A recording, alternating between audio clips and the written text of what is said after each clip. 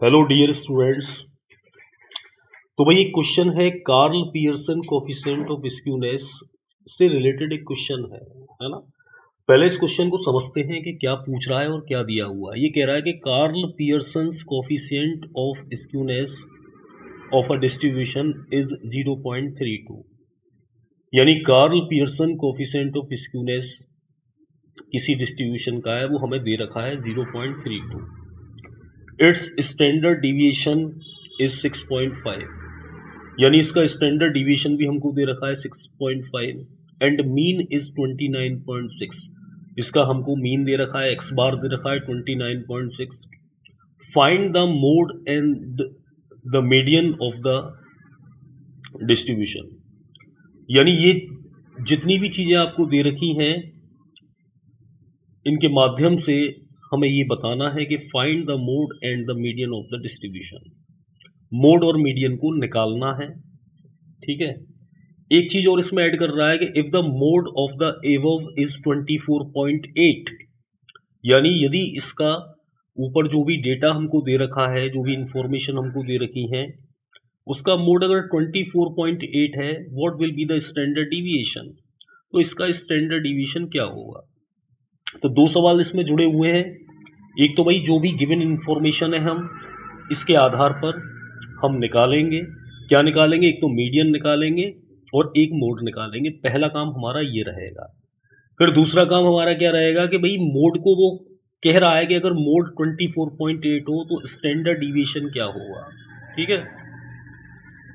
तो गिवन में सबसे पहले हमने इन्फॉर्मेशन लिख ली है, जो जो चीज़ें हमें दे रखी हैं। एक तो हमें कोफिशिएंट ऑफ स्क्यूनेस दे रखा है कार्ल पियर्सन, जो कि एस के बराबर दे रखा है 0.32। हमको स्टैंडर्ड डिवीजन सिग्मा एक्स बराबर 6.5 दिया हुआ है। हमें मीन एक्स बार बराबर 29.6 दिया हुआ है। और पहले वाले केस में भाई एम नॉट यानी मोड को निकालेंगे, एम ई यानी मीडियन को निकालेंगे। तो वी नो डैट, ये फॉर्मूला हम जानते हैं, एस के बराबर x bar minus am not divide by sigma x.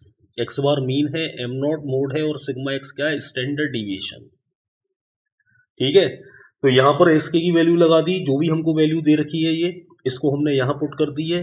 X बार की जो वैल्यू दे रखी है उसको यहाँ पुट कर दी है। एम नॉट को निकालना है तो इससे कुछ कहना नहीं है।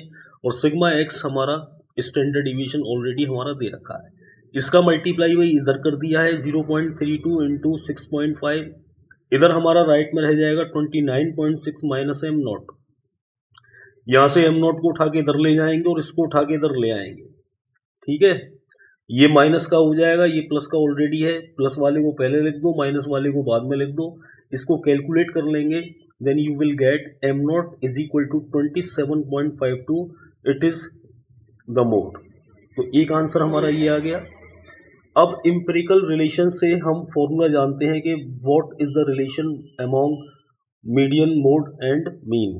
तो ये होता है M naught is equal to 3 M E minus 2 X bar. मी एम ई का मतलब मीडियन है और एक्स बार का मतलब मीन है। तो यहाँ हम मीडियन निकालेंगे, मोड का लगा दी, जो वैल्यू हमने अभी निकाली है। मीन की ऑलरेडी दे रखी है, वो हमने लगा दी है। और लगाने के बाद में फिर हमने क्या किया है, इसको यहाँ कैलकुलेट कर लिया है। 3 एम ई बराबर 27.52 प्लस 2 इंटू 29.6, तो ये आ जाएगा बराबर 27.52 प्लस 59.2 और यहाँ से 3 का इधर डिवाइड कर लेंगे तो मीडियन आ जाएगा हमारा 28.91 इज द आंसर। इसके बाद में फिर हमने क्या किया है, अब दूसरे वाले केस पर आ गए जिसमें वो कह रहा था अभी कि भाई मोड अगर 24.8 हो तो मोड को हमने लिख लिया 24.8।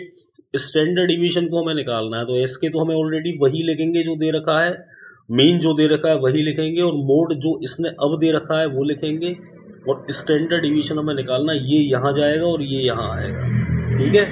इन दोनों को लेस कर देंगे तो 4.8 आ जाएगा, नीचे 0.32 है, इसको डिवाइड करेंगे, then you will get the standard division 15 is the answer. I hope कि आपकी समझ में ये सवाल अच्छे से आ गया होगा। अगर सवाल अच्छे से आ गया है तो इसको और अच्छे तरीके से तैयार कर लें, चाहे वीडियो एक बार देखनी पड़े, 2 बार देखनी पड़े, 3 बार देखनी पड़े।